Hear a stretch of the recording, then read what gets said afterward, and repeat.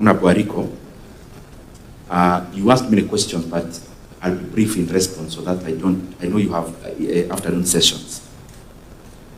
You talked about when I was in budget chair and what I did for Safaricom share price. And I don't even know what to answer you. Because what does a budget chairman in Kenya has to do with the market prices of shares? There's nothing I do. I'm a market taker, just like any other Kenyan. And on that matter, respectively, Honorable Ariko, you are my brother.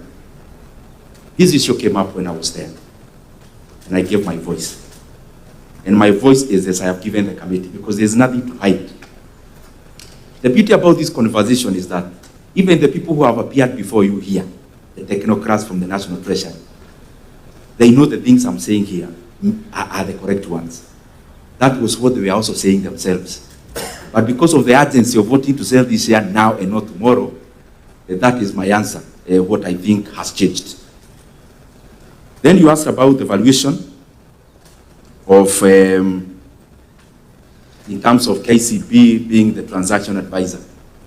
And I agree with you about there is the base price and there is the upper limit. In fact, you can change nothing. You know, in a business transaction, if Honorable Maduku is an architect and he wants to do his work for me for free, that is his business to do that. My business as a Kenyan is to look at where we are approaching the ceiling, not the floor.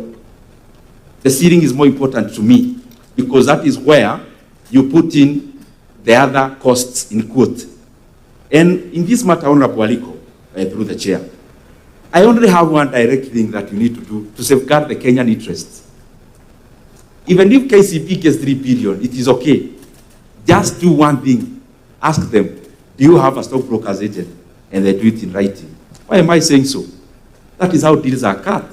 And we are here to protect public resources so that instead of the deals being cut to go outside of the public purse, this money to be directed into building roads and other things. So if this committee gets that comfort in writing, then we will have a follow-up document that if KCB ever pays anyone in the name of being an agency, then this house will ask them, an agency for what?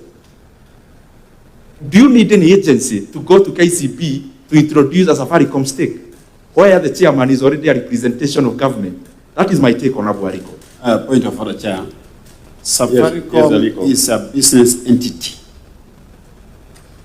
So whatever it does in terms of transactional advisor, it is part of its business.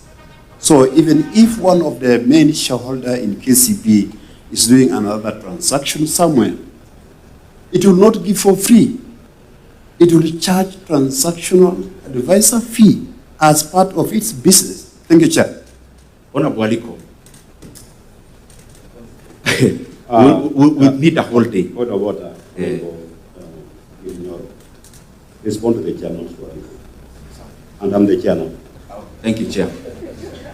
Chair, because I'm answering Honorable Ariko, just to put it in perspective, through the chair, I'm answering Honorable Ariko's question. I think we need a day to first orient ourselves onto what we are doing in this hotel today in this session. Because Safaricom PLC has nothing to do with a buyer and the seller, Honorable Ariko. They have nothing to do with that. And I thought the CEO was here yesterday, and he said it in the language we cannot understand. Safaricom has nothing to do with the transaction between the government of Kenya and our buyers.